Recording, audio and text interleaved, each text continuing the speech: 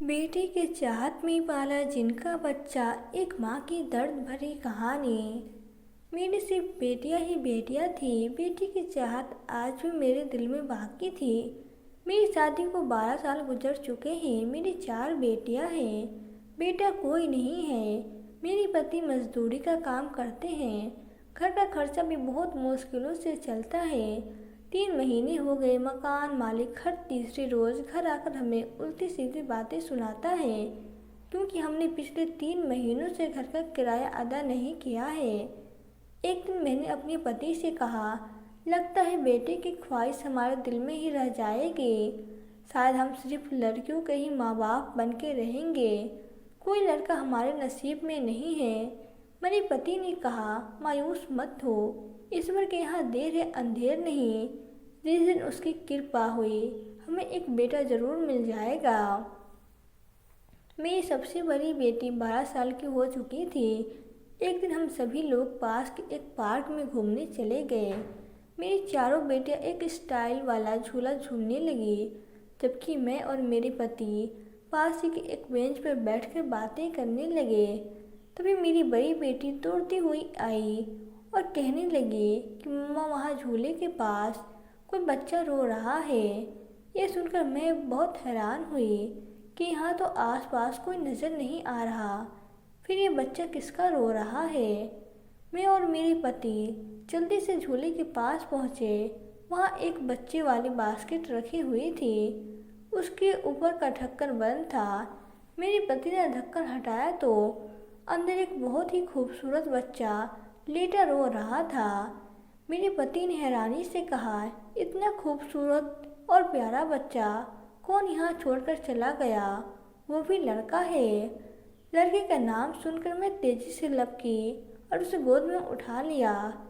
मेरी गोद में आकर वो बिल्कुल चुप हो गया और मुझे मुस्कुरा मुस्कुरा कर देखने लगा। मुझे उस बच्चे पे बहुत प्यार आ रहा था। मेरे पति ने वहाँ के लोगों से मालूम भी किया, चौकीदार से पूछा, लेकिन सबने इनकार कर दिया कि हमें नहीं पता ये किसका बच्चा है। चौकीदार ने पुलिस को फ़ोन कर दिया।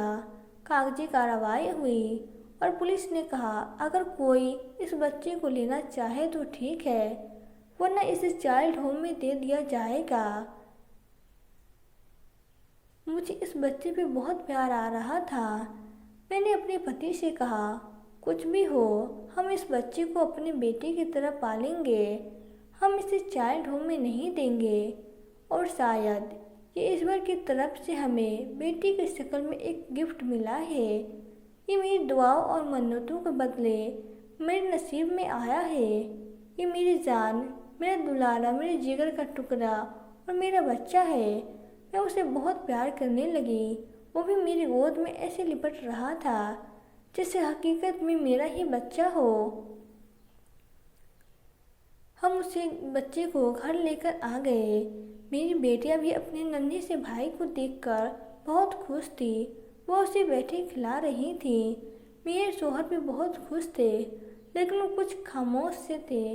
मैंने उनको देखते हुए पूछा, आप इतना खामोश क्यों हैं? उन्होंने जवाब दिया, मैं तुम्हारा इस बच्चे के साथ प्यार देखकर डर रहा हूँ कि कहीं ये किसी और का बच्चा हुआ और वो लेने आ गया तो फिर शायद तुम वो बर्दाश्त न कर सकोगी।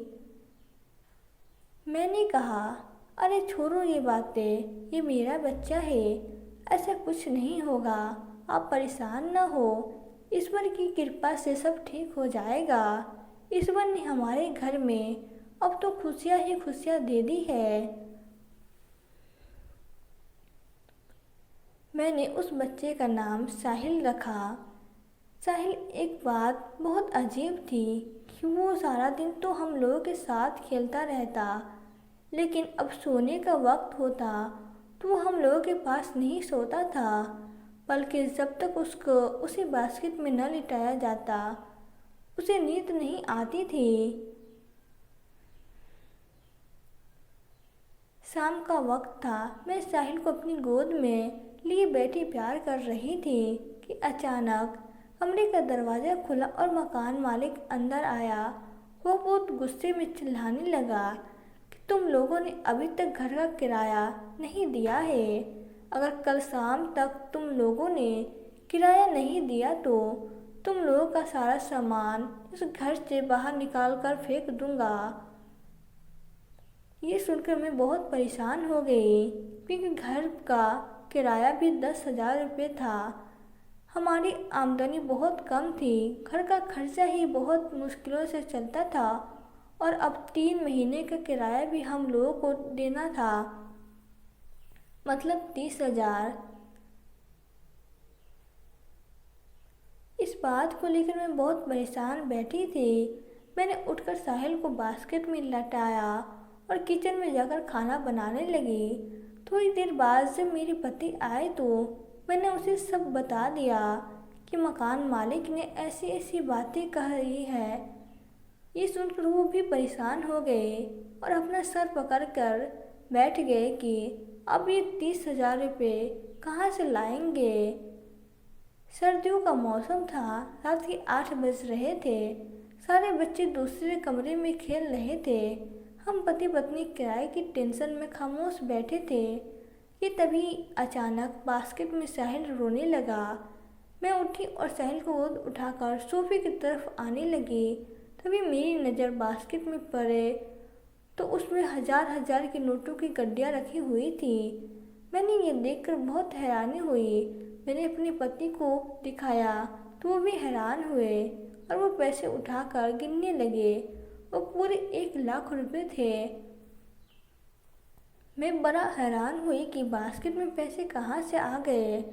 मैं तो रोज़ाना बास्केट को साफ करती हूँ, मुझे तो कभी ऐसा कुछ नज़र नहीं आया। अगली सुबह हमने मकान मालिक को 30,000 रुपये किराए के दे दिए और 70,000 रुपये फिर से हमारे पास बच गए। हमने उन पैसों से रेफ्रिजरेटर और वॉशिंग मशीन खरीद ली, क्योंकि सर्दियों में ठंडे पानी से कपड़े धोने में हाथ कट जाते थे। मैंने साहिल को गोद में उठा लिया और उसे प्यार करने लगी और कहने लगी कि तुम इतने छोटी हो, फिर भी तुमने हमारी बहुत मुसीबत में हल कर दी। तुम कितने अच्छे हो। मेरे पति मुझसे बार बार कह रहे थे कि वो सब तो ठीक है, लेकिन पहले ये मालूम करो कि ये पैसे कहाँ से आए, कैसे, कहीं ये बच्चा जिन्नात तो नहीं है। मुझे उस बच्चे पे पहले से ही शक था। मैंने कहा, आप भी अजीब अजीब बातें कर रहे हैं।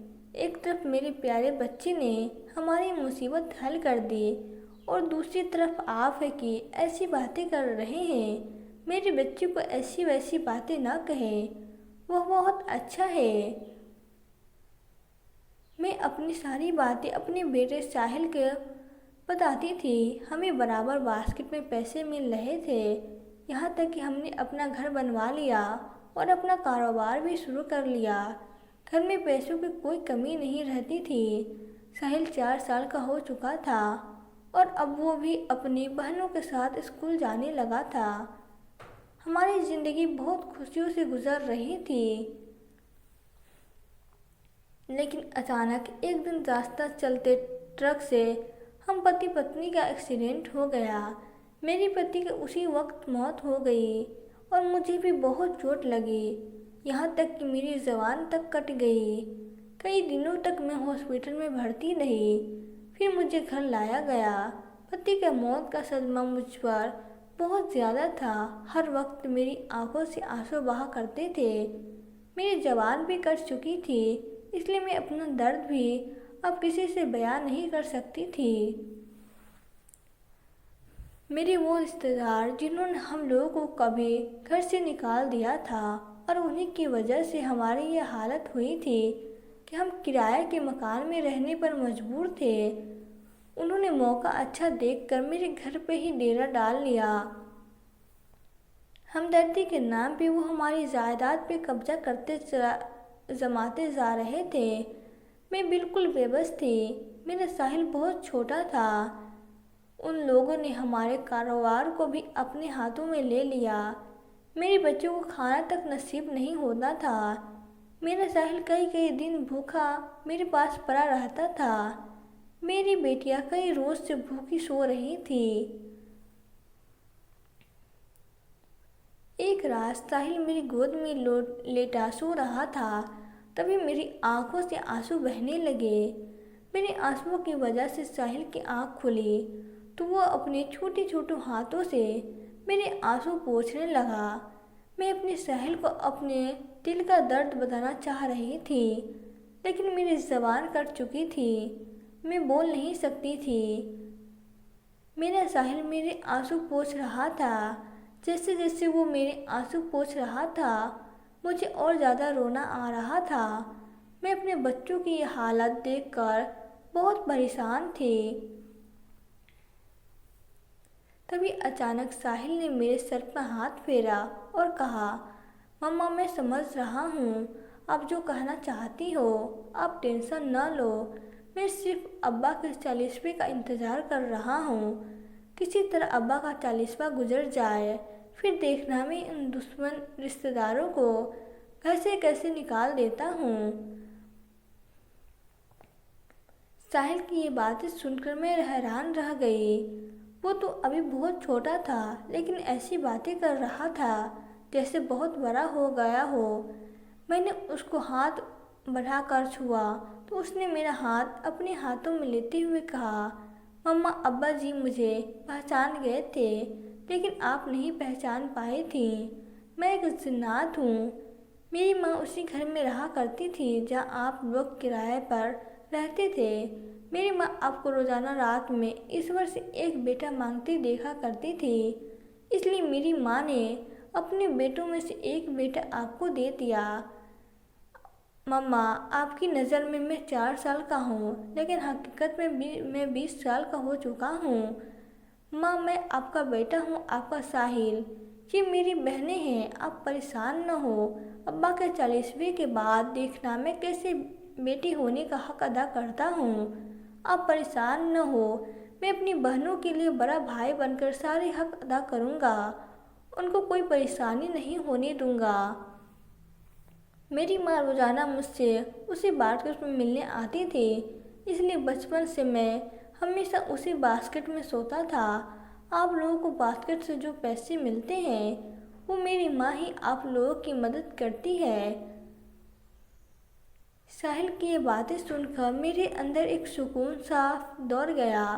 उसके जिन्नात होने से मुझे कोई डर नहीं लग रहा था। मुझे ऐसा लग रहा था जैसे मुझे जीने का एक सहारा मिल गया हो। मुझे यकीन हो गया था कि मेरा साहिल ज़रूर मेरी बच्चियों का ख्याल रखेगा। साहिल ने मेरे सामने ही अपना रूप बदला और एक 20 साल का लड़का बनकर खड़ा हो गया और कहने लगा, मम्मा अब मैं इस शक्ल में आऊँगा और आप लोगों की मदद करूँगा। आप परेशान न हो, मैं सब संभाल लूँगा। फिर साहिल ने हकीकत में बेटे होने का हक अदा कर दिया। उसने सारे रिश्तेदारों से हमारी जान छुड़ा दी और अपनी बहनों के ऐसे ख्याल रखने लगा जैसे उनका बड़ा भाई हो। एक दिन मेरी बड़ी बेटी ने मुझसे आकर कहा, मम्मा ये हमारे घर में 20 साल का लड़का कौन रहता है, लेकिन ये जो भी है हम लोगों का ख्याल बहुत रखता है। हमने हमारी सारी मुसीबत ख़त्म कर दी। कई साल गुजर गए। मेरी तबीयत अब कुछ ठीक नहीं रह रही थी और मैं चलने फिरने के काबिल हो चुकी थी। साहिल ने मेरी चारों लड़कियों की शादी बहुत अच्छे घराने में धूमधाम से कराई। उनके दहेज में कोई कमी नहीं आने दी। एक दिन शाम को साहिल ने मुझसे आकर कहा, मम्मा अब मैं भी अपने घर जाना चाहता हूँ ताकि शादी करके अपना घर बसा सकूँ। लेकिन मम्मा आप परेशान न हो, मैं रात को आपसे ज़रूर मिलने आऊँगा। मैं आपको एक तोहफ़ा देकर जा रहा हूँ। इतना कहकर साहिल ने मेरे हाथों में एक अंगूठी पहना दी और कहा, मम्मा आपको जब भी मेरी याद आए इस अंगूठी को अपनी ज़ुबान पर लगा लेना। मैं हाजिर हो जाऊंगा, आपका प्यारा साहिल। इतना कहते हुए साहिल मेरे गले से लिपट गया और फिर न जाने कहाँ धुआं बनकर गायब हो गया। तो दोस्तों, आपको यह कहानी कैसी लगी? अगर कहानी अच्छी लगी हो तो वीडियो को लाइक कर दें और चैनल को सब्सक्राइब कर दें। Thank you.